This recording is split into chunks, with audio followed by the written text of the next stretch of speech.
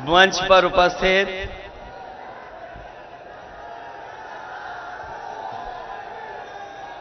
पर उपस्थित समाजवादी पार्टी के हमारे प्रत्याशी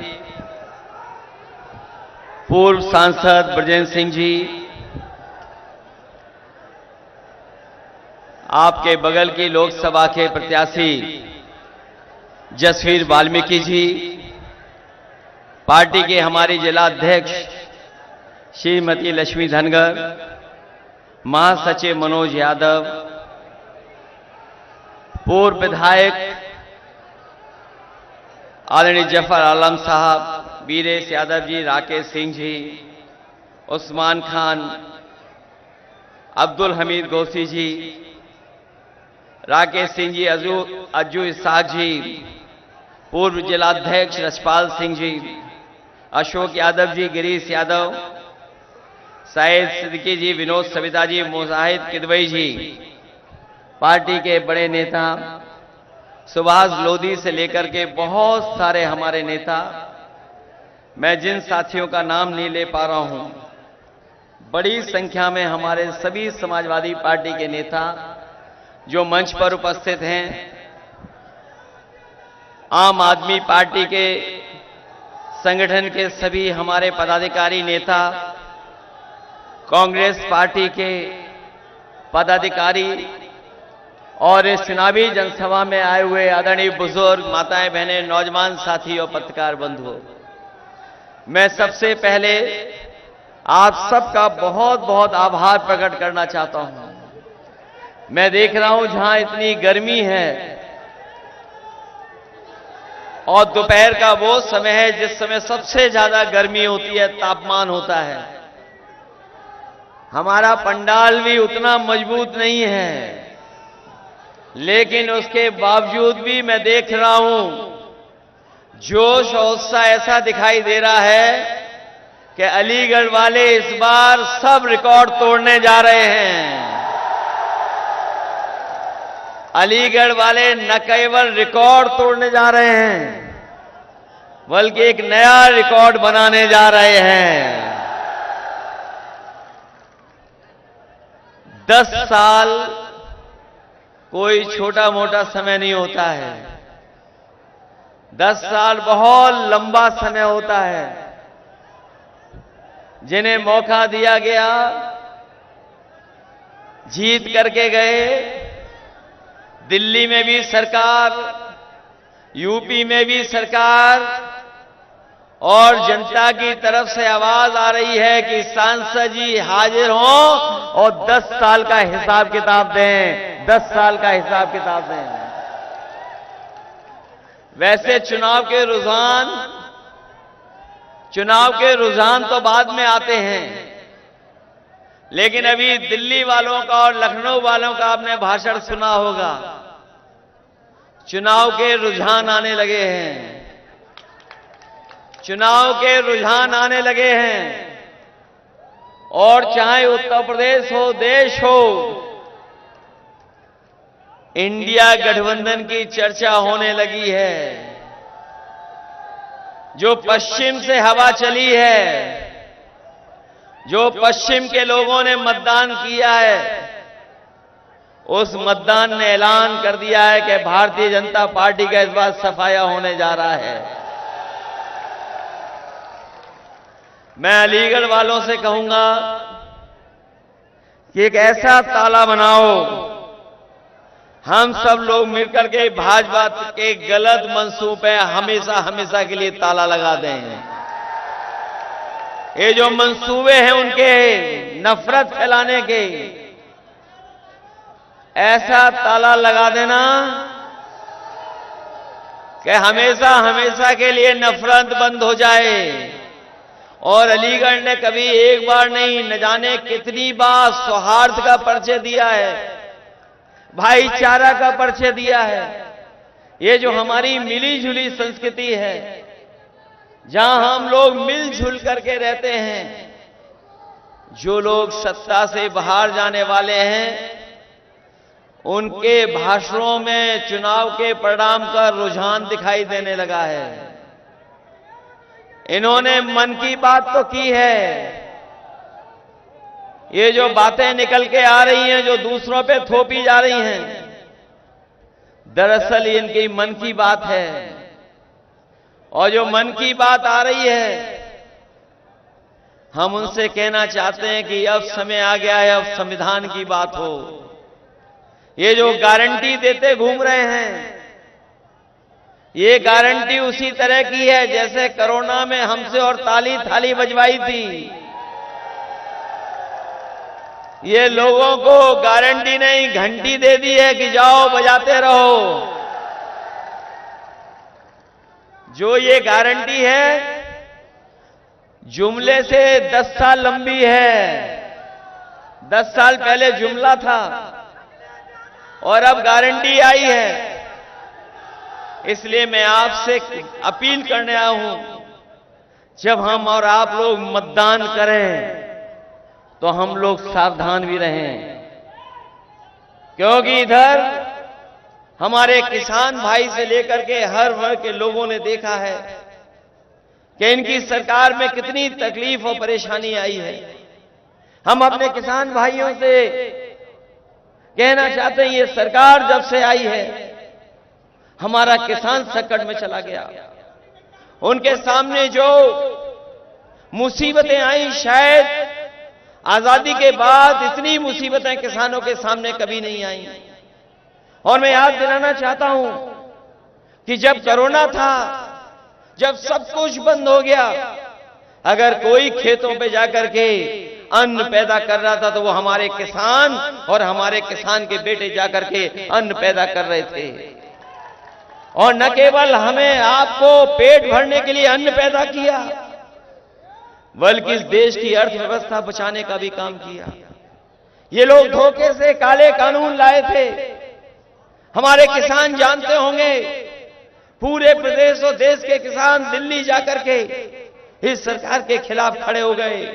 इन्होंने कीलें लगवाई, दीवारें खड़ी की, पुलिस लगा दी, ट्रैक्टर को डीजल नहीं भरने दिया, लेकिन हमारे किसानों ने परवाह नहीं की और वो दिल्ली जाकर के खड़े रहे। हजारों शहीद हो गए, लेकिन तभी लौटे जब किसानों के तीनों काले कानून वापस ले लिए सरकार ने। आज मैं आपसे पूछना चाहता हूं, यही सरकार है जिसने कहा था हम किसानों की आय दोगुनी कर देंगे। अभी आप लोग गेहूं काट करके गेहूं बाजार ले गए होंगे। क्या सरकार ने आपकी लागत और हमारे किसानों को जो लाभ मिलना चाहिए था, क्या लाभ मिल गया किसानों को? लागत के हिसाब से क्या हमारे किसानों की आय दोगुनी हो गई? और ये जो दिल्ली वाले और लखनऊ वाले लंबे लंबे भाषण दे रहे हैं, मैं अपने किसान भाइयों से कहना चाहता हूं, ये सरकार वो है जिस सरकार में पिछले 10 साल में जो सरकारी आंकड़ा बताता है, एनसीआरबी का आंकड़ा बताता है, गरीबी के कारण और हमारे किसान अपनी परेशानी के कारण 1 लाख किसान ने आत्महत्या कर ली। क्या जवाब है सरकार के पास? कोई जवाब है सरकार के पास? जहां किसान दुखी है, वहीं हमारा नौजवान जानता होगा, मेहनत करके, पढ़ाई लिख करके, अच्छी कोचिंग करके जब वो नौकरी पे गया, परीक्षा लिखी, लेकिन सरकार में पेपर लीक हो गया। ये नौजवान जानते होंगे कोई एक पेपर लीक नहीं हुआ है। अभी तक जितनी भी उत्तर प्रदेश की परीक्षाएं हुई हैं, सब परीक्षाओं के पेपर लीक करा दिए। और पुलिस भर्ती को लेकर के जब हमारे नौजवान तैयारी कर करके गए, उन्हें लगा कि उनका भविष्य बन जाएगा, उन्हें नौकरी मिल जाएगी सरकारी। सरकार ने भरोसा दिलाया कि हमने पूरा इंतजाम किया है सुरक्षा का, कोई पेपर लीक नहीं होगा। लेकिन जब नौजवान परीक्षा दे करके घर लौटे, उन्हें पता लगा कि पेपर लीक हो गया है। कुछ लोगों को पेपर पहले ही मिल गया था, सरकार घबरा गई। अगर लाखों नौजवानों को 100 में से 100 नंबर मिल गए, पूरे के पूरे नंबर मिल गए, तो कैसे नौजवानों को नौकरी देंगे? इस घबराहट के कारण वो नौजवान चाहता था कि परीक्षा कैंसिल हो। इनका पेपर लीक हुआ, परीक्षा कैंसिल हो गई। सोचिए नौजवान साथियों, आपका 1/3 जीवन इस सरकार ने बर्बाद किया है। बताओ, 1/3 जीवन इस सरकार में बर्बाद हो गया आपका कि नहीं बर्बाद हो गया? आपका जीवन से खिलवाड़ करने का काम अगर कोई कर रहा तो ये सरकार कर रही है। इनकी नीयत नहीं है नौकरी देने की, और अगर नीयत नौकरी की होती तो बताओ अग्निवीर जैसी व्यवस्था लागू करती है सरकार। ये अग्निवीर व्यवस्था क्या है? आधी अधूरी है नौकरी। ये कोई पक्की नौकरी नहीं है। हमारा नौजवान पक्की नौकरी चाहता है और पक्की नौकरी कर करके देश की रक्षा करना चाहता है, वर्दी पहन करके सम्मान के साथ जीना चाहता है। लेकिन ये सरकार अग्निवीर जैसी व्यवस्था ला करके हमारे नौजवानों का भविष्य छीनने का काम कर रही है। मैं अपने नौजवानों को कह के जा रहा हूं, समाजवादी पार्टी और इंडिया गठबंधन ने तय कर लिया है, हमारे नौजवानों ने जो खोया है, केवल खोई नहीं है नौकरी, मैंने पहले भी कहा 1/3 जीवन बर्बाद किया है। मैं अपने नौजवानों से कहना चाहता हूं, जो फौज की भर्ती में जाना चाहते थे और सम्मान की नौकरी करना चाहते थे, इंडिया गठबंधन और समाजवादियों की सरकार बनेगी, पहले जैसी नौकरी, पक्की नौकरी देने का काम भी समाजवादी और इंडिया गठबंधन करने का काम करेगा। ये हमारे नौजवान और किसान जब ठान लें, अगर किसान और नौजवान ठान लें तो बताओ ये सरकार कैसे बचेगी? क्या सरकार बच पाएगी? याद कीजिए, जब पहली बार अलीगढ़ में समाजवादी सरकार में हम लोग आए थे तो हम लोगों ने लैपटॉप बांटने का काम किया था। लैपटॉप बांटे थे अलीगढ़ में आकर के, और इसलिए बांटे थे क्योंकि हमारे नौजवानों का भविष्य बन जाए, पढ़ लिख करके आगे बढ़े। और ऐसे लैपटॉप दिए कि आज 7 साल बाद भी जिसके घर परिवार में होगा, वो अगर चलाता होगा तो बताओ हमारी और नेताजी की फोटो दिखाई देती है कि नहीं दिखाई देती है? 7 साल बाद भी चल रहा है। और मैं अभी कहना चाहता हूं, अभी कुछ दिन पहले प्रधानमंत्री और बिल गेट्स वापस में बैठ करके बातचीत कर रहे थे, और आपने अखबार में पढ़ा होगा कि अमेरिका के जो उद्योगपति आए थे उन्होंने कहा कि अगर हमें डिजिटल डिवाइड के लिए कोई भी फैसला लेना पड़ेगा उसमें हम भारत सरकार का सहयोग करेंगे। और जब मैंने वो खबर पढ़ी और उसके बाद हमारे किसी साथी ने बताया कि जो लैपटॉप आपने बांटा, आज अमेरिका में कई स्टेट में, कई शहरों में लैपटॉप बांटा जा रहा है। सोचो, समाजवादियों ने 7 साल पहले बांटा था और आज अमेरिका में भी बांटा जा रहा है। अगर बच्चों को, उनके भविष्य को बनाने के लिए, पढ़ाई लिखाई में आगे बढ़ने के लिए, दुनिया से जुड़ने के लिए अगर सबसे बड़ा काम अगर किसी ने किया था तो समाजवादियों ने लैपटॉप बांट करके दिखाया था। उसकी भी नकल की, इस सरकार ने नकल कर ली उसकी भी। हम लोगों ने इतना बड़ा लैपटॉप दिया, हमारे मुख्यमंत्री ने इतना छोटा दे दिया कुछ, और उंगली घिसते रहिए, चलेगा कि नहीं चलेगा इसका कोई भरोसा नहीं है।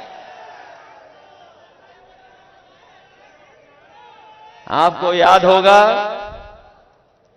यहां पर बिजली का कारखाना सबसे बड़ा किसी ने लगाया तो समाजवादियों ने लगाया। हरदोगंज में 660 सुपर क्रिटिकल प्लांट, हम लोग तो नाम भी ले लेते हैं। जब यहां पर बीजेपी के लोग आए तो मुझे लगा कि इस बिजली के कारखाने का नाम लिया जाएगा और समाजवादियों को धन्यवाद दिया जाएगा, लेकिन न नाम लिया न धन्यवाद दिया। हमें खुशी है इस बात की, जो समाजवादी सरकार में बिजली का कारखाना लगा था, न केवल उत्तर प्रदेश में आम लोगों को बिजली दे रहा है, वो जो कारखाना लगा है न जाने हजारों नौजवानों को और मिलकर के कुल मिलाकर के हजारों लोगों को नौकरी मिली है। और जो आज 24 घंटे बिजली मिल रही है, अगर सबसे बड़ा योगदान सबसे ज्यादा सब स्टेशन बनाने का और बिजली कारखाने का लगाने का अगर किसी ने फैसला लिया था तो समाजवादियों ने लिया। उसी का परिणाम है कि आज उत्तर प्रदेश में बिजली ज्यादा बन रही है और ज्यादा मिल रही है। इन्होंने केवल एक काम किया, बिजली महंगी कर दी और मीटर लगा दिए। इनके 2 नंबर वाले नेता एक दिन भाषण में दे रहे थे, आप गूगल करके देख लेना। उन्होंने कहा था कि हम फ्री बिजली देंगे, फ्री बिजली देंगे। क्या बताओ फ्री बिजली मिल रही है कहीं? ये आप पार्टी वाले फ्री बिजली दे रहे गरीबों को दिल्ली में कि नहीं दे रहे हैं? और हम लोगों ने कहा था कि 300 यूनिट फ्री देंगे कि नहीं देंगे, लेकिन इन्होंने हमारे गरीबों से भी मीटर लगा के बिजली वसूलने का काम शुरू कर दिया है।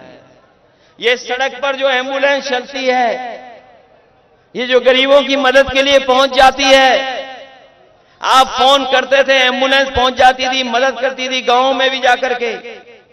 बताओ एम्बुलेंस वाली व्यवस्था इन्होंने खराब कर दी क्या नहीं कर दी? 10 साल दिल्ली वालों ने कोई एम्बुलेंस बढ़ाई क्या? और न केवल हमारी समाजवादियों की दी हुई एम्बुलेंस बढ़ा दी, वो खराब कर दी। और अस्पताल से लेकर के जिला अस्पताल में कहीं इलाज नहीं मिल पा रहा गरीबों को, न दवाई है न इलाज है। और अगर कोई गरीब पहुंच भी जाता है तो उसे सीधा सीधा कह देते हैं जाओ प्राइवेट अस्पताल में वहीं इलाज कराओ, सरकारी अस्पताल में कोई इलाज नहीं है। ये दुर्दशा पैदा की है। और न केवल ये, बल्कि पुलिस के लिए हम लोगों ने 100 नंबर एक अच्छी व्यवस्था दी थी। हमारे पुराने लोग जानते होंगे, थाने में अगर जाते थे तो कोई पुलिस पर गाड़ी नहीं होती थी। किसी को पकड़ने के लिए जो आता था शिकायत, उसी से डीजल पेट्रोल भरवा लेते थे, तब जाकर के उनकी गाड़ी चलती थी। वही 100 नंबर 112 कर दिया और हमारे पुलिस भाइयों को लगा कि 100 से 112 तो हमारा भी रेट बढ़ जाना चाहिए। सरकार ने 100 से 112 किया, लेकिन हमारे पुलिस के भाई लोग भी कुछ अपना रेट बढ़ाए हुए हैं। बताओ रेट बढ़ा हुआ है कि नहीं बढ़ा हुआ है? और ये लोग कभी कभी गुस्सा करते हैं, कभी कभी गुस्सा करते हैं, लेकिन इनको पता होना चाहिए जिस तरीके से अग्निवीर व्यवस्था बीजेपी ने 4 साल की कर दी, अगर इनकी दोबारा सरकार आ गई तो ये खाकी वर्दी वालों की 3 साल की नौकरी हो जाएगी। ये लोग भी आउटसोर्स पे चले जाएंगे। हर नौकरी इन्होंने आउटसोर्स कर दी कि नहीं कर दी?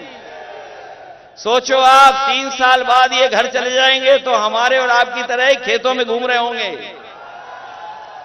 किसी को पता था कि अग्निवीर व्यवस्था आ जाएगी? बताओ किसी को पता था कि अग्निवीर व्यवस्था आ जाएगी? किसी को पता था कि नोटबंदी आ जाएगी? हमारे तमाम व्यापारी साथी यहां बैठे होंगे, वो जानते होंगे कि जब से नोटबंदी और जीएसटी आई है, हमारे तमाम हार्डवेयर और यहां के कारखानों को सबसे ज्यादा परेशानी पैदा की है। नोटबंदी और जीएसटी ने हमारे व्यापारियों का, उद्योग चलाने वालों का सबसे ज्यादा नुकसान करने का काम किया इन्होंने। और उसका परिणाम यह है कि बड़े पैमाने पे बेरोजगारी फैल गई है। न कोई रोजगार दिया।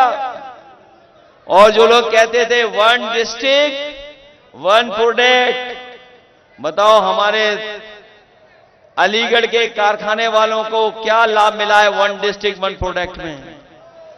कोई लाभ मिला हो? कोई बड़ा कारखाना इन्होंने लगाया हो? तो इसलिए सावधान रहिए और मतदान करना, ये बीजेपी वालों से बहुत सावधान रहना है। इनकी जो पहचान बनी है वो झूठ और लूट की बनी है पहचान। बीजेपी वालों ने पूरे अपराधियों का और भ्रष्टाचारियों का सबसे बड़ा गोदाम बनवा लिया है भारतीय जनता पार्टी ने। जितने भी भ्रष्टाचारी हैं, अपराधी हैं, सब इनकी गोदाम में पहुंच गए हैं, भारतीय जनता पार्टी की गोदाम में। बताओ गोदाम में पहुंच गए कि नहीं पहुंचे हैं? और जब से इलेक्टोरल बॉन्ड की बात आती है, इनका इलेक्टोरल बॉन्ड ने बैंड बजा दिया और इनकी बोलती बंद करा दी। कोई चंदा 1000 करोड़ देगा? कल्पना करिए आप, सोचिए आप कैसे चंदा लिया गया है। कई ऐसे लोग हैं जो लोगों ने चंदा दिया है, न जाने कितना चंदा लिया है। 1000 करोड़, किसी से 600 करोड़, किसी से 400 करोड़। बताओ चंदा लिया कि नहीं लिया चंदा? और इन्होंने उद्योगपतियों को भगवा दिया कि नहीं भगवा दिया? और बैंकों से पैसा जमा करवाया। हमारे किसानों का कर्ज माफ नहीं किया इन्होंने। बड़े बड़े उद्योगपतियों का कर्जा माफ कर दिया। 15 लाख करोड़ से ज्यादा उद्योगपतियों का कर्जा माफ कर दिया। हम अपने किसान भाइयों को कहना चाहते हैं, इंडिया गठबंधन समाजवादी सरकार बनाएंगे और एमएसपी का कानूनी अधिकार देंगे और किसानों का कर्ज माफ भी कराने का काम होगा। आप लोग हो तैयार वोट डालने के लिए? हैं तैयार आप लोग? आप लोग तैयार हो संविधान बचाने के लिए? ये संविधान बचाने का चुनाव है। आपका एक वोट न केवल विजय सिंह जी को जिताएगा, बल्कि संविधान को भी बचाने का काम करेगा। आप लोग लोकतंत्र बचाना चाहते हो? ये लोग जो बड़े बड़े नारे दे रहे हैं, क्या पता कल हमारा आपका अधिकार छीन ले वोट डालने का। ये छीन सकते हैं हमारा आपका अधिकार, ये संविधान बदल सकते हैं। इनके लोग जो हैं दबी जबान से कभी खुलेआम कह रहे हैं कि हम संविधान बदल देंगे। ये लोग जो 400 पार का नारा दे रहे हैं, ये जनता की नाराजगी का सामना नहीं कर पाएंगे। इस बार 400 हारने जा रहे हैं। 400 पार नहीं, 400 हारेंगे ये लोग। बताओ 400 हार होगी इनकी? नहीं होगी। और फिर जब संविधान को बचाने के लिए निकले हैं, याद रखना ये 2024 का चुनाव संविधान मंथन का भी है। ये संविधान मंथन का चुनाव है। एक तरफ तो वो लोग हैं जो संविधान की रक्षा करना चाहते हैं, और दूसरी तरफ वो लोग हैं जो संविधान के भक्षक हैं, संविधान को खत्म करना चाहते हैं। इसलिए सावधान रहेंगे आप लोग। और मतदान करने के लिए आप लोग एकदम अपने बूथ की चौकीदारी करना। चौकीदारी करोगे अपने बूथ की, क्योंकि चौकीदारी नहीं की तो ये बीजेपी वाले धोखा दे सकते हैं। और हम इन्हें बताना चाहते हैं, जो 10 साल सांसद रहे हैं बीजेपी के लोग, जो सांसद चुन करके इस बार इनका सब गणित फेल कर दिया नौजवानों ने, और सब गणित फेल कर दिया किसानों ने। नौजवानों ने जो गणित फेल किया है उसकी भरपाई नहीं हो पा रही है।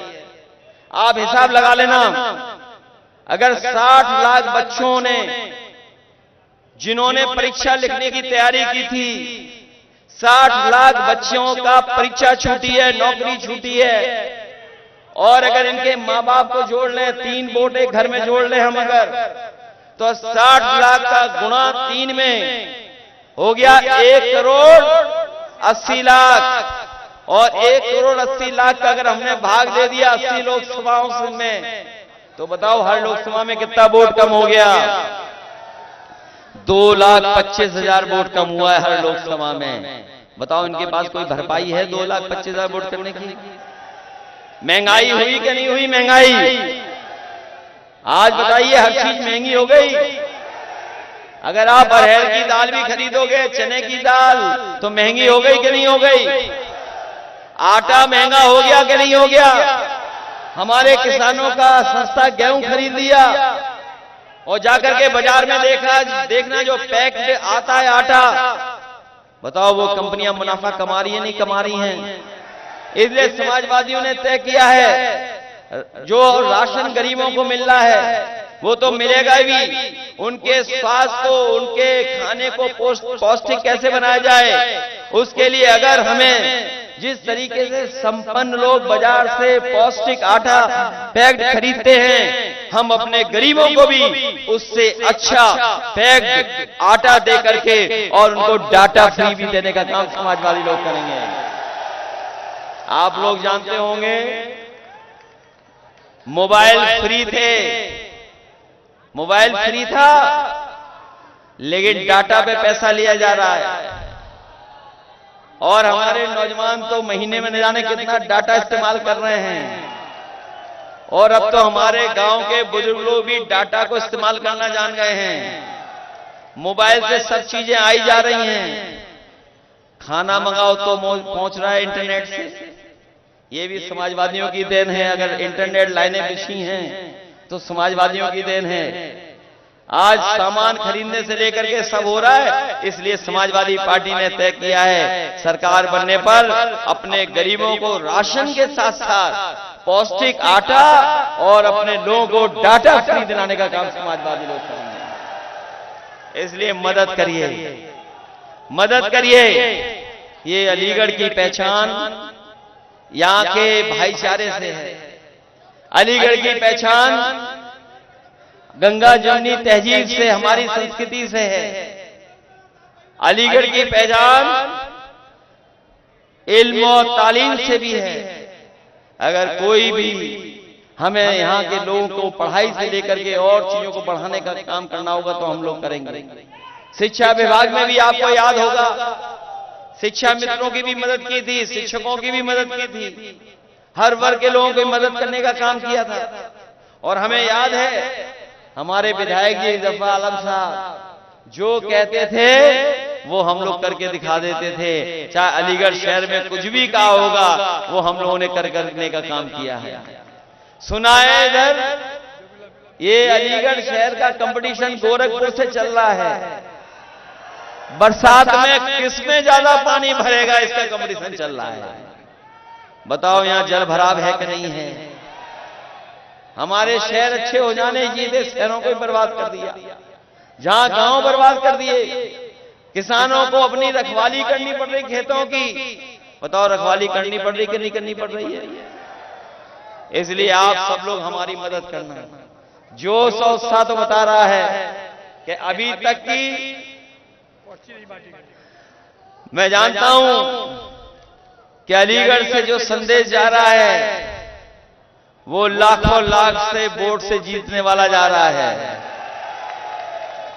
वैसे तो ये सांसद रह चुके हैं, सांसद रह चुके हैं, इस बार पूर्वी हट रहा है और साइकिल से पहली बार लोकसभा में प्रत्याशी पहुंच रहा है, सांसद पहुंच रहा है, इंडिया गठबंधन का पहुंच रहा है सांसद। मैं जानता हूं अभी पर्ची से लेकर के बहुत सारी चीजें पूरी नहीं हुई हैं, वो तो बांटी जाएंगी, लेकिन हम अपने सभासद साथियों से कहना चाहते हैं कि आप लोग बहुत जिम्मेदारी से लड़े हैं। सब लोग मिलकर के हमारी मदद करना। आने वाले समय में हम अपने जिम्मेदार कार्यकर्ताओं का अगर सम्मान करना पड़ेगा तो सम्मान करने का काम भी अलग से करेंगे, जिससे हमारे कार्यकर्ताओं का मनोबल बढ़े। मैं इन्हीं शब्दों के साथ एक बार फिर अपने भारतीय किसान रक्षा दल और अपने हरपाल सिंह जी का जो हमें सहयोग और समर्थन दे रहे हैं कई मुद्दों पर, मैं उनका धन्यवाद देता हूं। साथ ही साथ और साथियों ने जो हमें सुझाव दिए हैं कि शिक्षा का जहां अलीगढ़ मुस्लिम यूनिवर्सिटी को और तमाम अगर पढ़ाई को लेकर के और भी सरकारी कुछ यूनिवर्सिटी बनाने का और हायर एजुकेशन का कुछ बड़े फैसले लेने होंगे तो हम अपने नौजवानों को कहना चाहते हैं, इस सरकार ने तो आपका 1/3 जीवन बर्बाद कर दिया है। जब कभी समाजवादी सरकार आएगी, आज के समय के हिसाब से जो दुनिया में कोर्स चल रहे हैं, जिन कोर्सों के माध्यम से आप एक सम्मान की नौकरी और सम्मान का रोजगार पा सकते हैं, उस दिशा में हम लोग काम करेंगे, जिससे कि अपने नौजवानों का भविष्य बन सके। इन्हीं शब्दों के साथ, इस उम्मीद और भरोसे के साथ कि हमारी पार्टी के दोनों लोकसभा हाथरस और लोकसभा अलीगढ़ को ऐतिहासिक वोटों से जिता देना, मैं अपने सभी आए हुए समाजवादी साथियों का बहुत बहुत आभारी हूं। बहुत बहुत धन्यवाद। इस उम्मीद और इस भरोसे के साथ कि आप सब लोग मिलकर के समाजवादी पार्टी और इंडिया गठबंधन को ऐतिहासिक वोटों से जिता देंगे। आप सबको बहुत बहुत बधाई, बहुत बहुत धन्यवाद आपका।